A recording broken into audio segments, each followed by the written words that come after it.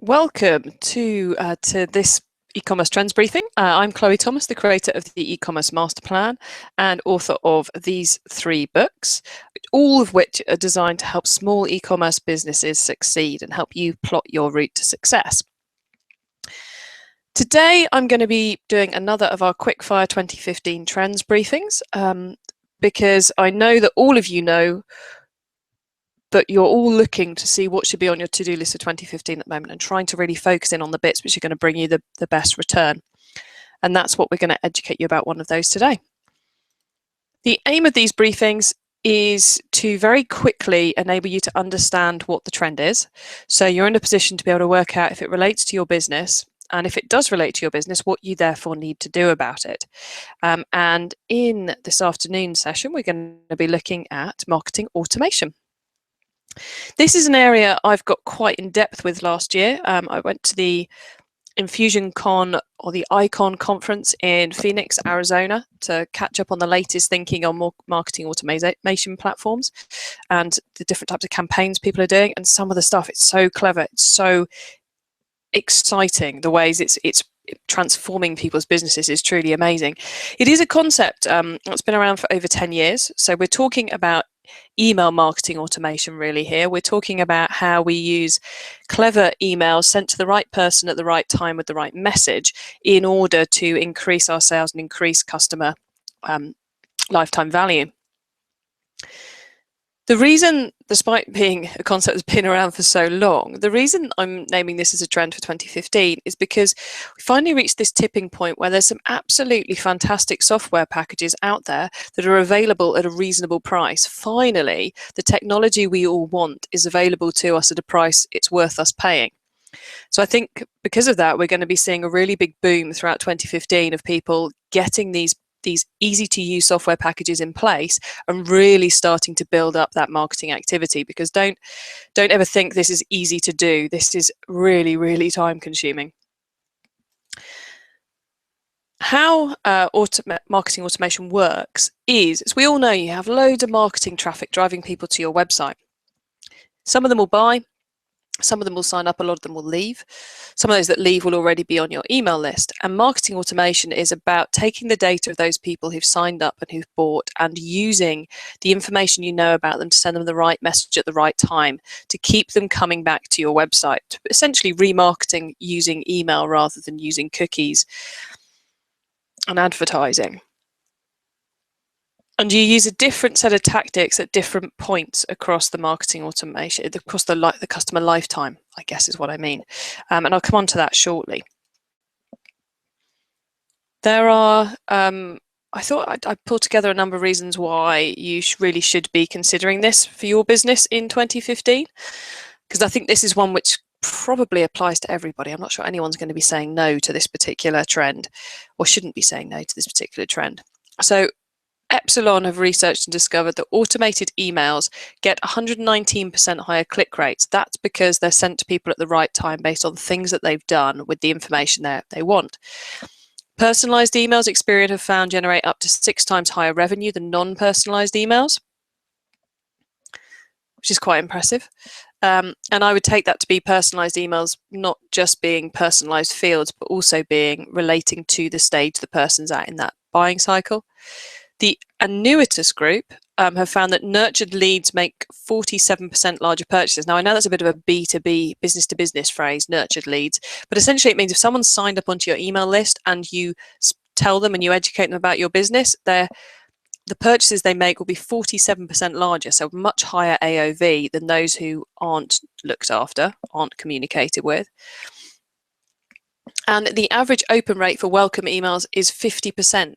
So if you're not sending out at the very least a welcome email, then you're missing an opportunity to get someone quickly engaged after the first time they sign up to hear from you. This is the e-commerce marketing automation structure, if you like. So going from left to right, the value, the potential return gets higher for you per person that you're talking to, but also going from left to right, the number of people you're talking to gets smaller. So for each business, the point to start differs because it's where the sweet spot is, where the price per customer, the number of people you've got to speak to makes it worthwhile. Roughly speaking, there are 3 key stages in this. One is to turn a visitor to an inquirer. That's something which this type of marketing automation can't help you out with, but remarketing can.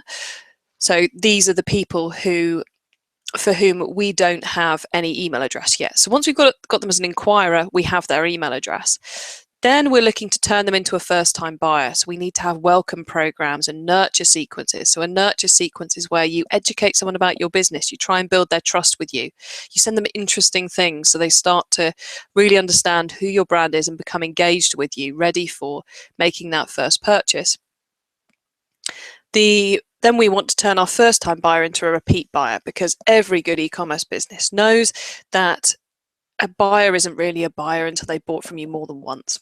So after someone buys for the first time, we need to be sending them emails, both to reassure them about their purchase and make sure everything's good with them and ask for those reviews, but also to be sending them offers and related products that will encourage them to buy for the second time. This can then get very, very complicated with you sending different messages to people based on their average order values, based on how frequently they buy from you, the types of products they buy, really move into the kind of that full recency, frequency, monetary value and behavior type. So the possibilities become quite endless, which is why you've really got to structure out what you want to build and when you're going to do so.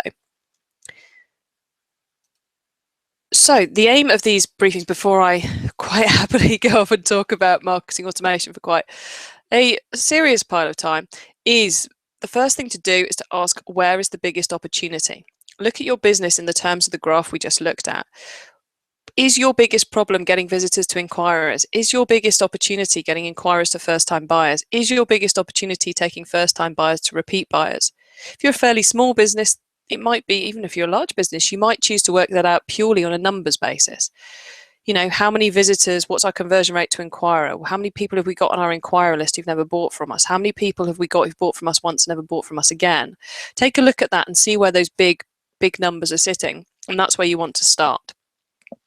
If you're looking then to take a visitor to an inquirer, then you want to be looking at remarketing. And in the case of remarketing, there's many different platforms in which you can now be doing this on. And I'll be putting together a course on how to do remarketing for e-commerce later on this year.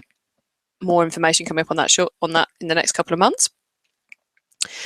To get inquirer to a first-time buyer, you need to be looking at abandoned basket emails, of course, welcome emails, which we've already mentioned, which aren't on this particular bullet point list, and potentially remarketing as well, depending on how it works for your business. And then first-time buyer to repeat buyer, it's all about that fully automated emails system. So recognizing what they've bought, how much they've spent, how frequently or when they bought, and appealing to them to buy similar things or future purchases. There's a lot here. This might be the only trend you choose to take advantage of in 2015, and that would not necessarily be a bad decision, because there's no point in having the software if you're not actually going to build it out. There are some great packages out there specifically for e-commerce businesses. For larger businesses, you may want to look at a solution such as Bronto, but the price point on that, it starts quite expensively. So not that that's a word, it starts at quite a high price point for many of the businesses I speak to. So for those smaller businesses, it's worth taking a look at the Infusionsoft software platform and its integration with Revenue Conduit, which puts a whole load of really good stuff in place. It's almost point and click to get things set up, and that only works, unfortunately, with Magento, Shopify, Volusion, and BigCommerce. They're your go-to. If you're on any of those software platforms, that's where I'd start looking for the software for you. If you're a very tiny business, there's a certain amount, certainly the inquiry to first-time buyer bit, you can start to do some of that with a system like MailChimp. So there's a lot of software concerns in this, and then there's a big planning piece to work out what you should be building and when. So that brings to an end our marketing automation trends briefing. The first 3 are already live. By the time many of you watch this, all 8 will be ready for you to watch. So please do come and have a look at the other trends briefings we're doing this week, and make sure you're signed up to the emails at ecommercemasterplan.com so that you hear more about all these things, because all of these 8 we will be covering in more detail later in 2015. Thank you very much and have a lovely evening. Cheers. Bye.